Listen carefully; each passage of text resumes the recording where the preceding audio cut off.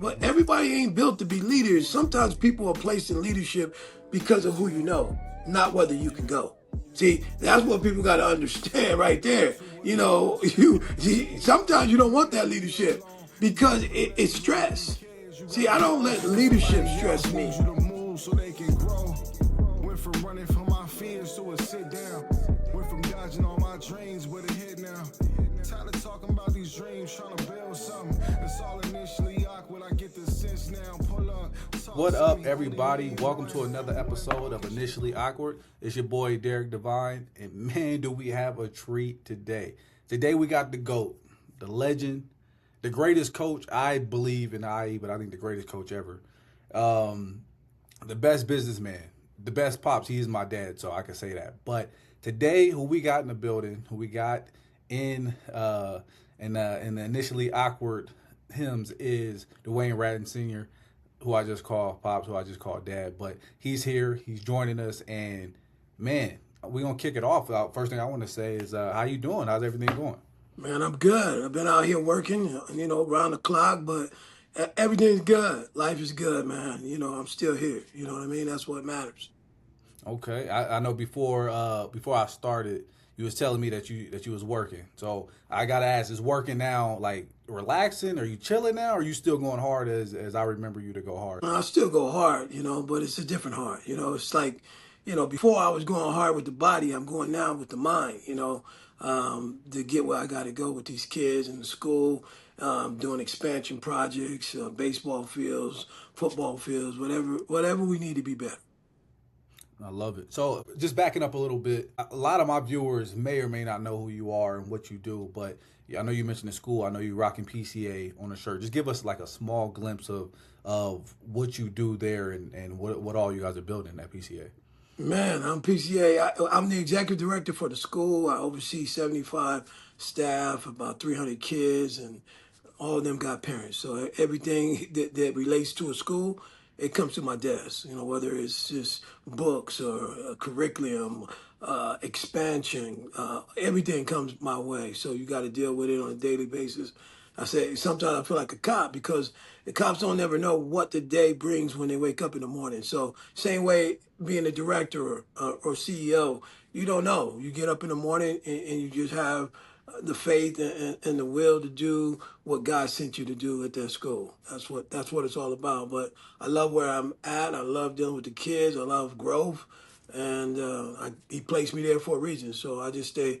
I hold my own till he tell me to switch up. Let's talk a little bit about that, because I think your journey to the POW Center is absolutely incredible. I was actually talking to one of my colleagues about it, and like her jaw was like to the floor. She was like, "How did something like that happen?" And with this podcast being Initially Awkward, I think we got to frame it by saying you weren't in the educational realm. You was working Action Appliance, where you essentially are fixing people's appliances.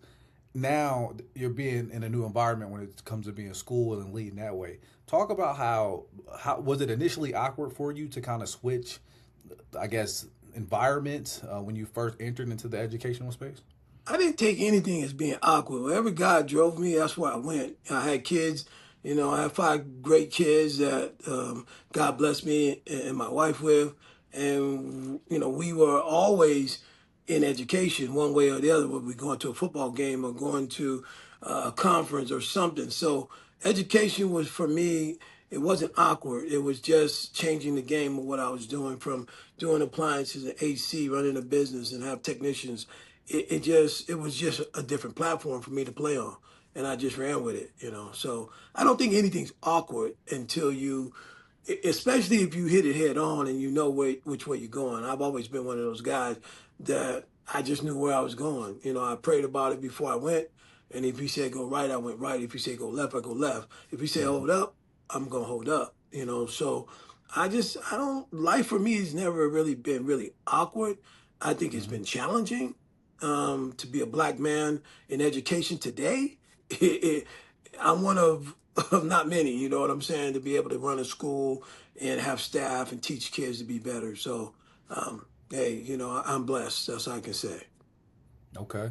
I know you mentioned that and I know you to have a very strong background with God, and God is leading your way. Have you ever had any of those times where God is probably telling you to go left, you yourself want to go right, and you just feel yourself as that conflict, or is it just always I'm gonna abandon my plan for what God wants me to do? Well, when I was young, I thought I didn't hear God. I just listened to everybody in my ear. And Mm. sometimes when you do that, you don't hear him when he said go right, you go left, and you wind up running into something you shouldn't have been running into. But as I got older and started working on who I was and what God wanted for me, I started hearing him. You know, you got to get to a place where you're silent, you know, because in this world you live in, everybody's talking. There's so much traffic that you don't even hear that's around you that you can't hear God because God don't yell. He whispers. So if you don't listen, if you keep hearing people in your ear telling you this and that and this and that and this and that, you're gonna miss the message, right? And so I've been blessed to understand that at an early age, and I run with it. I just listen. If I got to stop, I stop. If I got to hold, I hold until they tell me to go right or left. So I mean, I just been blessed with that ability to filter out the noise that always blocks a lot of us from hearing what God's the whisper, the angels talking to you and trying to tell you not to go this way, go that way. So I've been blessed. I should have preferenced this before I started the meeting. Is that my dad's gonna drop gems. So if you got a notebook and a pencil, this is the time to pull it out. I want to go back to something you said. You said God does. You said God whispers.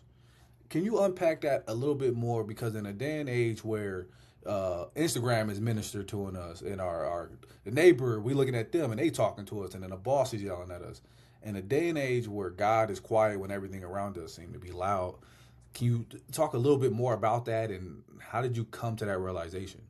Well, that's the first thing with young people and people in general. They want to listen to the next door neighbor. They want to listen to things that distract them from going in the direction they need to go in. So God is not going to yell. He's not going.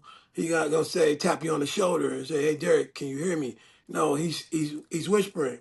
So I guess at a young age, I learned to hear God. When I was young, Jesus came to a window and I could hear him. I can. So it's just, you gotta listen, and get away from all the noise, right? You somewhere where you at work. You somewhere now, you watching TV. You somewhere with friends. You ain't really hearing God in that moment. You don't hear the whisper, right? But sometimes when you should have listened to him, you went the wrong way. But then sometimes you listened and you went the right way. It could have been a situation where somebody got shot and you walked away from that because you heard God say, no, don't go there. Don't go to that party. Don't hang out or whatever. So it's hard. You got to pray for God to give you that ability to hear him. That's talking to God every day, praying before you go to bed, praying when you wake up, praying through the day because today right now it's crazy. People go wake up and they don't come home. So you got to pray throughout the day, and pray for God to give you that resolve to listen to him when he speaks to you or the signs. Sometimes it's a sign. It ain't God just whispering. Sometimes he'll give you a sign and let you know, hey, you need to hold up. You need to go right. You need to go left. But if we ain't paying attention, we're gonna run into something. We're gonna run into a wall, right? So I Hmm. just tell you to pay attention. Listen. Do you think you could be successful without having a relationship with God? No, it's impossible. Because every time I thought it was me, we get this mentality that me, right? That I did it, that I mentality. Well, God will show you is not you, is me. And so once you humble yourself to understand that God is giving you the power to do the things you're doing, boy, the doors really open up. Once you to God be the glory, it's nonstop. And once I learned that, and it was young when I was young doing football, I thought I was the greatest football coach in the world, and I couldn't figure out why I couldn't win a championship. I'm always getting to the playoff. I'm always getting, And but I ain't it'll be a getting it part. right. And I was You get playing there every year. Every year every you get year, every year. And Fontana was, we played in Fontana. We played against Moreno Valley, and I can still see it in my head right now. And we were playing, and we were down and then we were up and then we were down. And I remember looking up to the stand, looking at my wife, and I was like, not again. God, don't do this again, man. I prayed Mhm. the season to you. I gave you to God be the glory. Every game we prayed in and we prayed out, right? So I gave God his due. In this one moment, man, it was a split moment, and we came back to win the game, and it was a heck of a game because you know it. Your brother caught the guy on the 1 yard line and pulled him back, and we held the Moreno Valley, one of the most powerful team in at that time midget division. We held them on the 2 yard line for 4 plays. That's almost impossible, to do, but we Yeah. did it, and we won the game. So ever since then, I realized that, look, everything I do, to God be the glory, because I'm just a conduit. That's it. I'm just that conduit that he used to connect the dots so everyone can see the picture. That's all I am, right? And I make sure I don't ever forget where I get my strength from, and every morning when I wake up, because somewhere in America they didn't wake up. Somewhere in America, somebody didn't wake up. So for me, I just give God the glory for everything I do. You're here watching Initially Awkward, and I got my dad on, Dwaine Radden Sr. One thing I will say is anything that I've seen him touch, build, put his name on has been successful. So I think for those that are watching this podcast, and even for myself who are, looking to start something, I think he would be the perfect person to ask this next question. How does those that are looking to build something, to start something, to whatever that case may be, insert whatever you're trying to do, how does one get out of their head when they're looking to start something? How have you been able to do that, if that is ever an issue for you? I ventured it out, so I carried it out, and then I let God give me the strength to do what I need to do. And I can't say you said something about everything. Everything I've worked on has been successful because of God, right? Not because of me, not because of the people around me. It's because God has given me the right people to make this vision come through. And I tell you, if you're going to do something, you got to visit it out. Then take it from your head and put it on the paper. And then from the paper, make it come to reality. That's the key to, you got to be an architect here in your mind. You know what I'm saying? You got to see what you want, draw what you want, and then make it come to fruition. So I just been blessed to see it, and God has given me the right people and the strength to do it. And I'm grateful for that, because everything that you're saying, he touched it. I just built it. You know what I'm Mhm. saying? Because when he built it, it ain't gonna fall. You're gonna have success. So I would just tell people, before you start going out here trying to build something, stop and talk to God first. And it may not be worthy about building. God might say, not that. Go this way, build this, right? So we get these ideas in our mind that we want to build something because people are in our ear. It could be your wife, could be your girlfriend, could be your best friend. Doesn't matter, right? Because God is going to allow you to build what he wants to be built. And if if you don't want it, it ain't gonna be built. So I just tell you to just pray about the things that you want, and then when you pray about it, do your homework. See what success is. Think about it. When you talk about appliances, for me, it makes sense. Every house has 5 appliances. So washer, dryer, stove. So again, if every house has a appliance, it's something I could get into, and it'd be sustaining. It's not gonna go away, and it actually fed us while y'all was young. You guys lived a pretty good life. You guys did pretty good. Dad worked around the clock because he loved y'all, and he loved your mom, because you guys were my joy, right? Because when I seen you smile, I smile. Even though you didn't see me smile, I'm smiling in the inside because I know you smiling. That makes sense? It do, and I didn't know that because but Yeah, no. when we see you as kids just working hard. So, but that is enlightening to know that you was actually smiling to see us smile when we got the toys that we wanted for Christmas and stuff like that. So, It was good. It was good. that's Yeah. good. Um, I want to go back to something you said about consulting with God before you start building that thing or going to that place or whatever the case may be. I thought that's another note for you people that's taking notes. That's a key theme. the question I have, do you have to have a bit of an ego death? Because if I am all in my head about I'm about to build this thing, and you get that whisper from God saying no, not either no or not now, how do you come to yourself and be like, no, no, no, like I guess I'm gonna listen to God? I feel like that's hard for a lot of people, especially when I put a lot of time, energy, money into this thing that I think I'm supposed to be building. How does one, I guess, turn away from that? How do they die to their own ego to do what God is calling them to do? Well, you're going to die to your own ego if you don't listen to God anyway. So let me be real, right? Whatever you got in that mind of yours and the things around you that put it in there, if it ain't driven by God, it ain't gonna drive. You know what I'm saying? I don't care what you do, it ain't gonna have success, right? Because you need that godly foundation, right? To whatever you build, whether it's a family, business, go to school, you need that foundation, And if you don't have that godly foundation, that concrete gonna crack. That foundation gonna crack, right? So you're gonna always find yourself starting over, and you're gonna keep asking yourself why. Why can't I why can't I get to the finish line? Well, you ain't really started to get to the finish line, right? You ain't never gonna get to the finish line because you ain't really started the right way, right? It goes back to the football.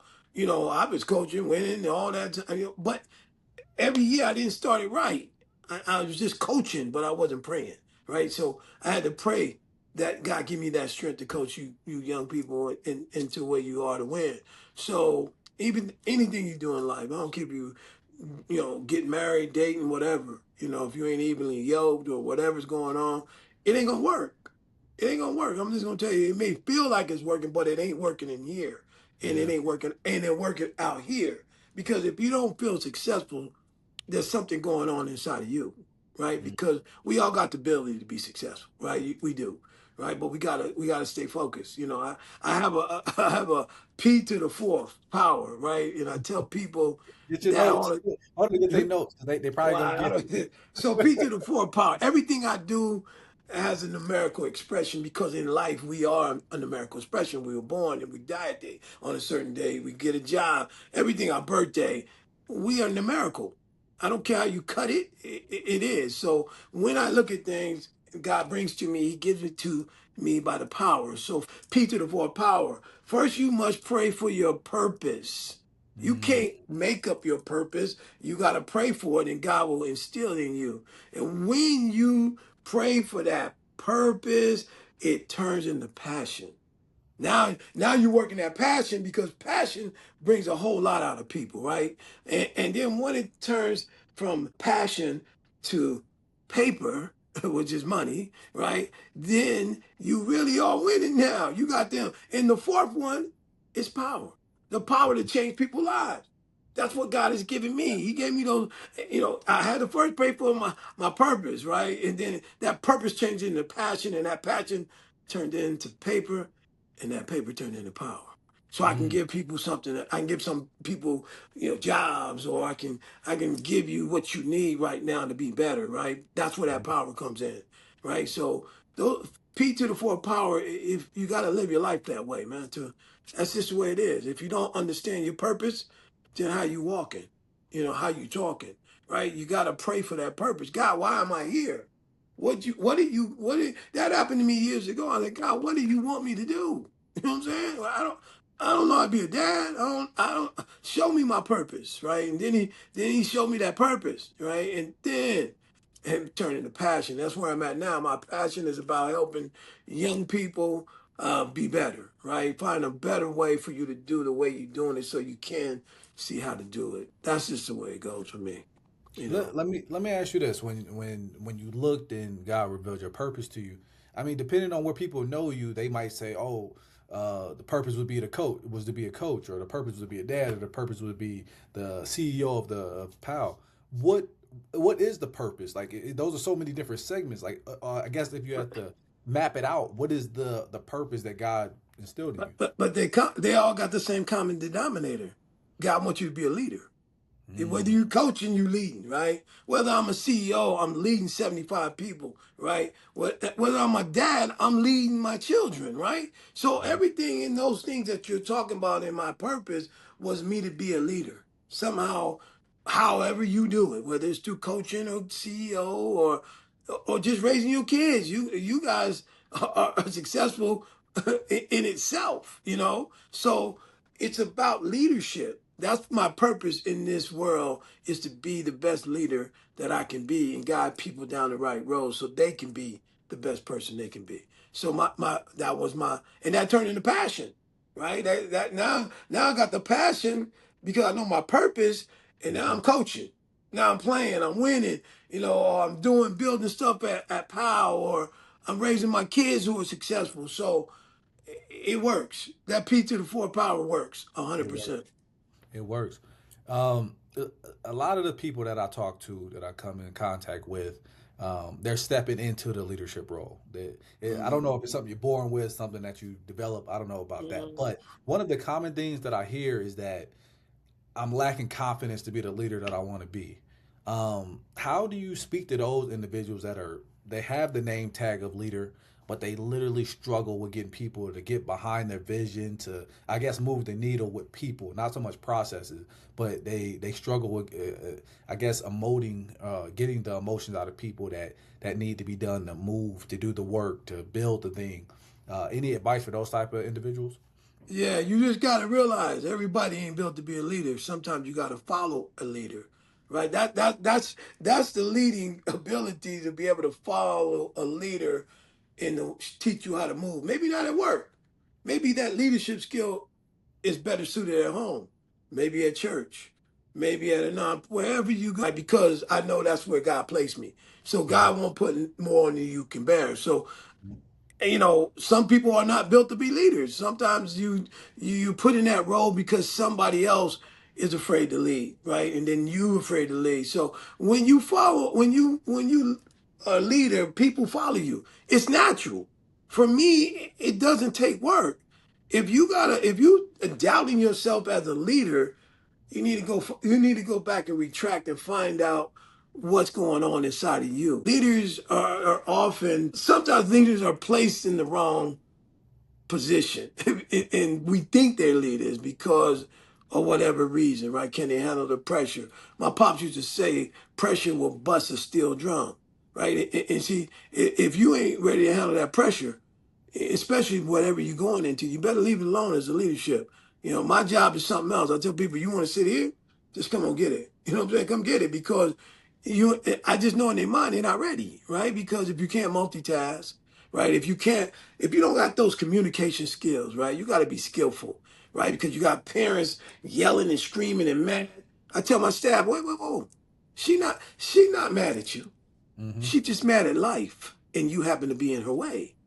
So you got to think like that, right? That's just the way it is. Some people are not happy with where they are, but that's between them and the God they serve. They could You take know, that personal if a parent is yelling at them, yo, thinking, 100%. Every person would. I mean, first of all, you get a guy off the street yelling at you, right? You're going to take it personal, but why? Because he may not be all there. He may be talking to somebody behind you, not at you, right? So, you know, you just got to look at it. Leaders know how to lead, right? And he know that he got to have good followers, right?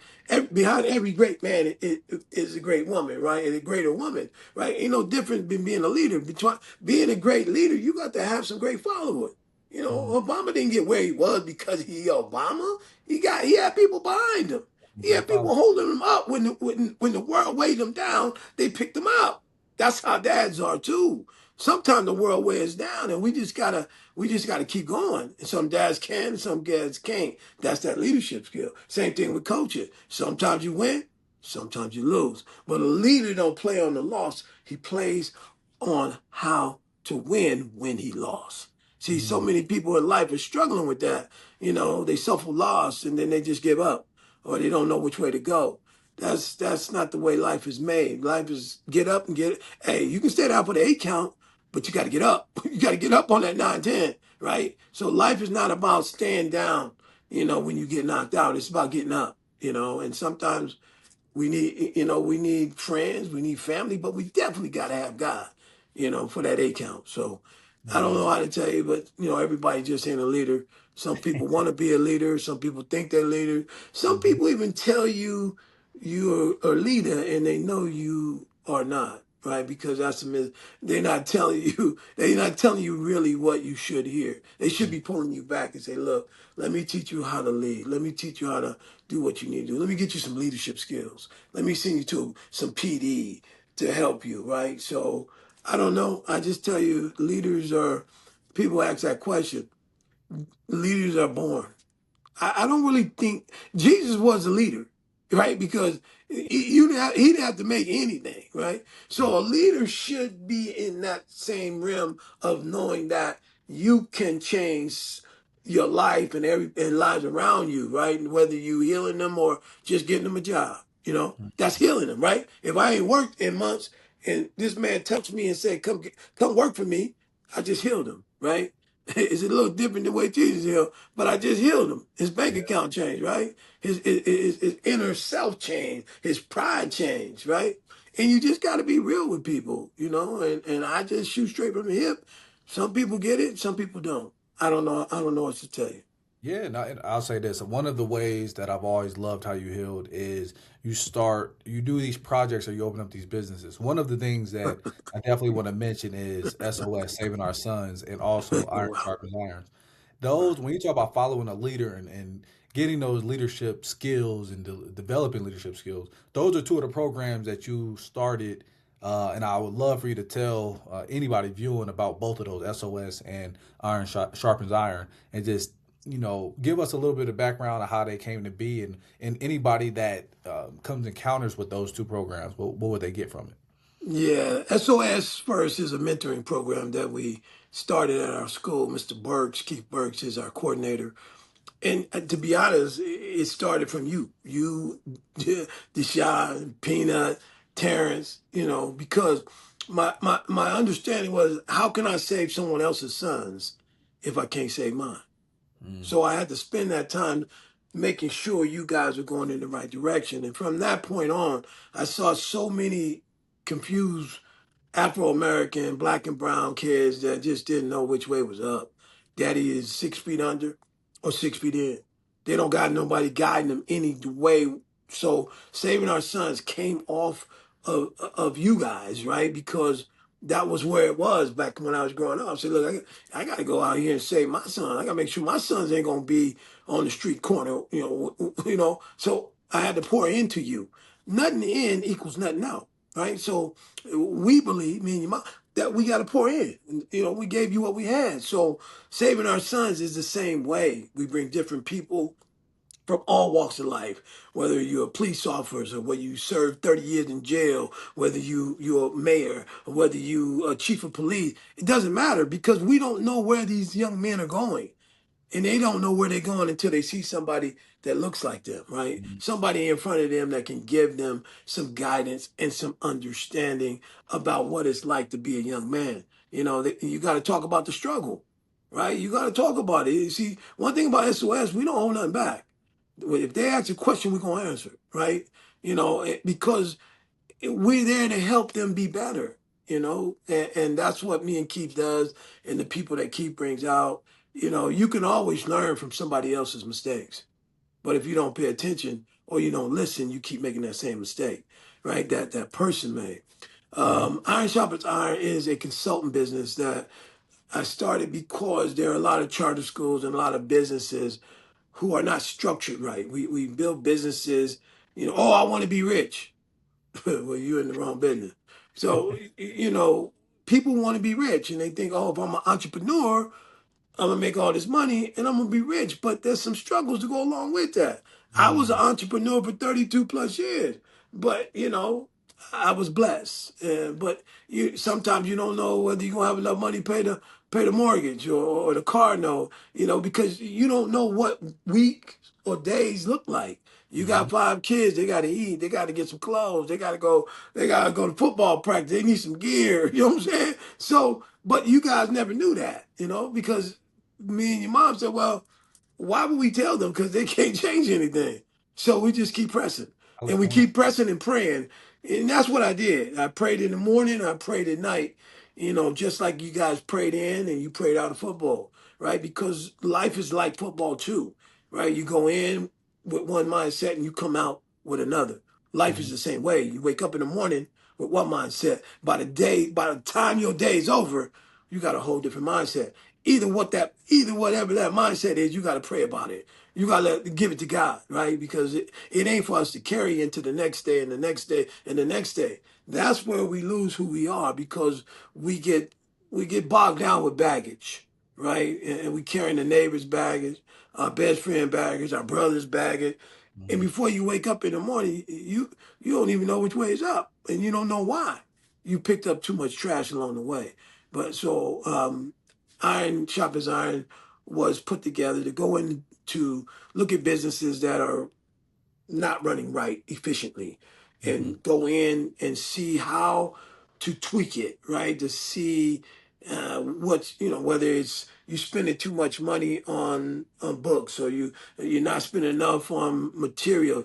Your workers ain't working. They're wasting your money. They standing here all day. They playing outside, right? They ain't working. They're a liability, right? These are the things I come in to companies, and I like to go in my way. I tell anybody that brings me in, don't announce I'm there Hmm. because they won't give. See, they'll change.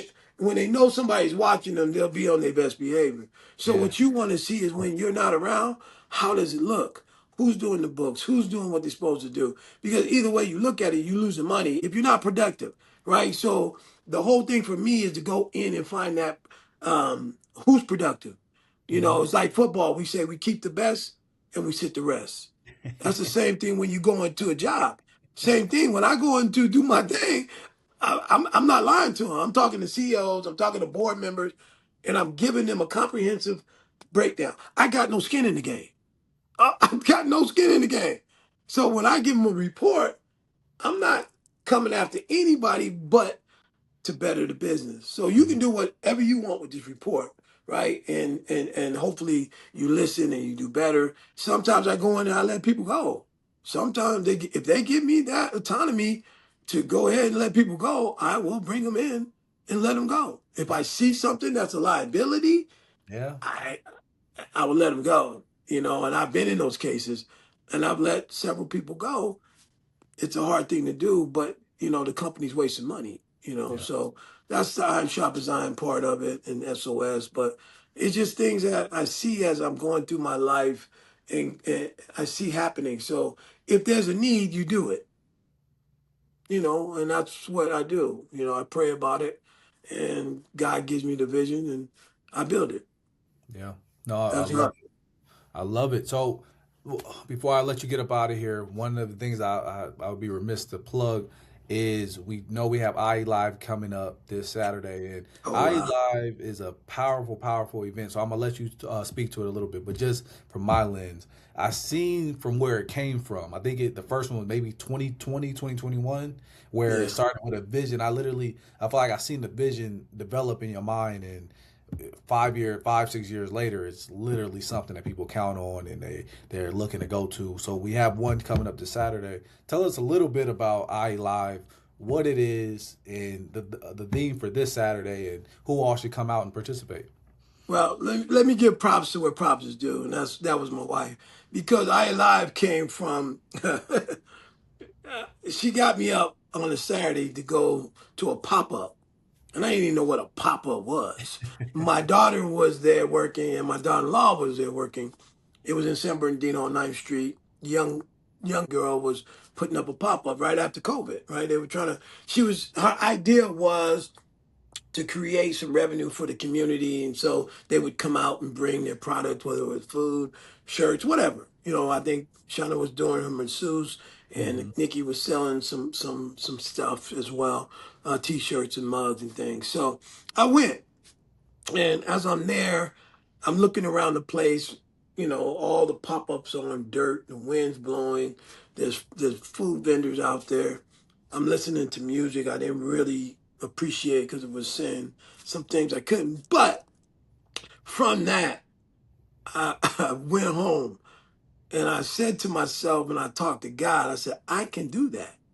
I Hmm. said, I can do that thing at Power Center on a different level, right? Because you're gonna help me build it.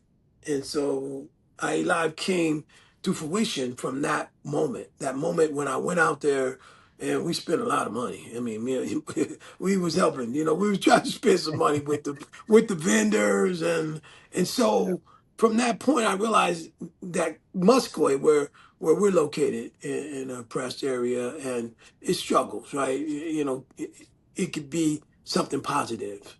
So we bought it. We bought everybody bought in, and we did the first IE Live. It wasn't as successful. We didn't have the turnout that we wanted, but we didn't give up, right? So at the time, I had a lot going on in my life. I was dealing with the loss of my wife. I was dealing with my dad. A lot of stuff was going on. My 22 in my book is my 22, and I explained in my book what 22 was like for me. But that I Live came back around, and I said to myself, I remember Edward Brantley came to me. This dude was something else. He came and said, Mr. Rat, he said, Mr. Rat, we don't got to do nothing. I got this lady who can do I Live. She the pop-up queen. And, I mean, he could sell, a jock off of camels in the middle of the desert. And I was like, I said, okay, Brantley.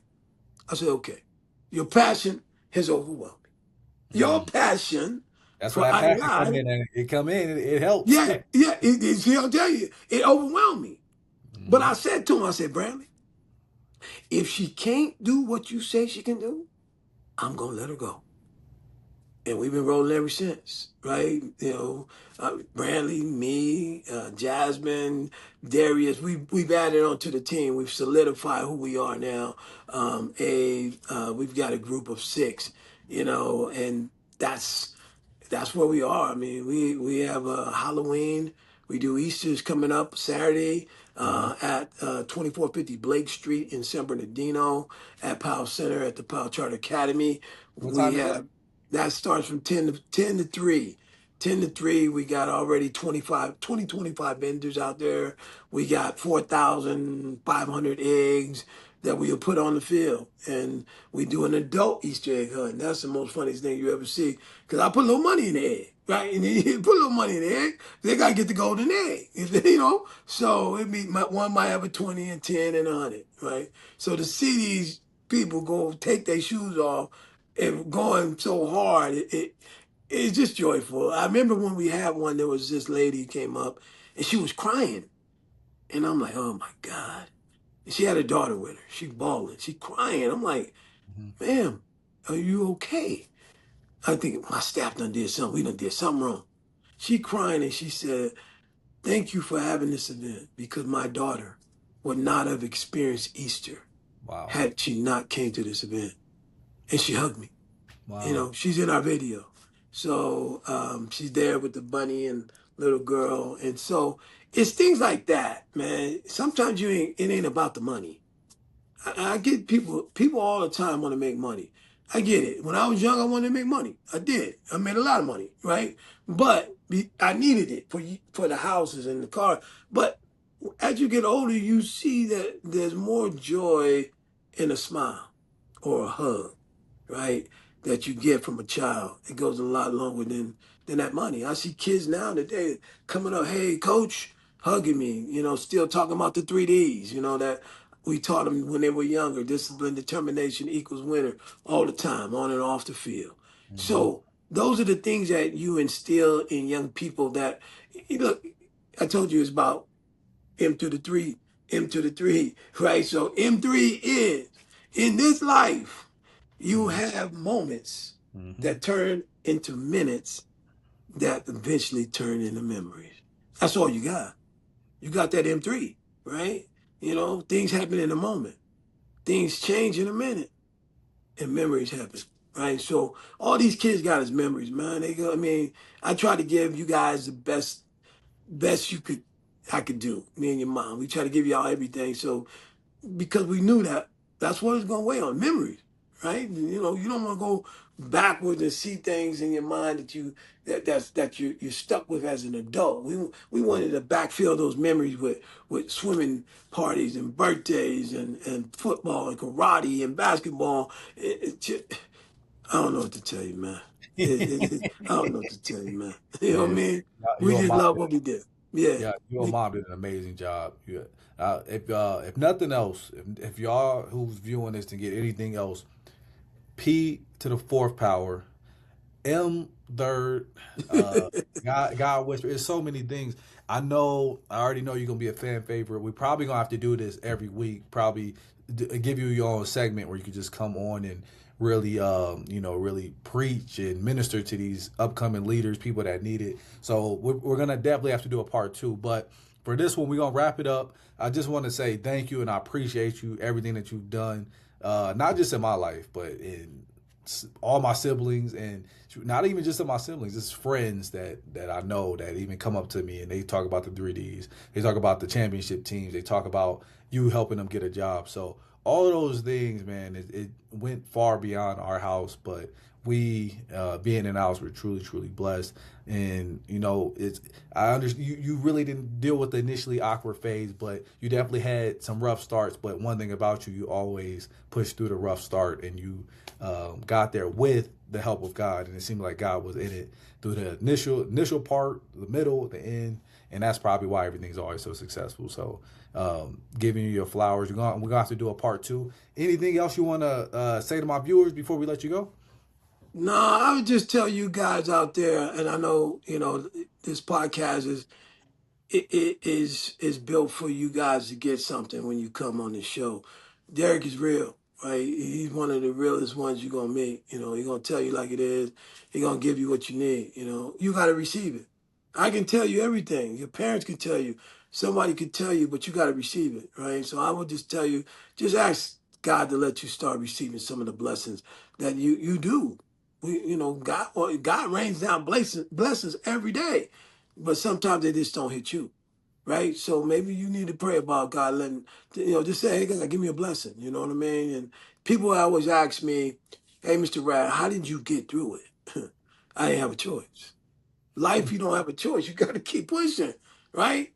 But every day you wake up and you say this, and this will help you every day. God, make today better than yesterday, and thank you for making the day before better.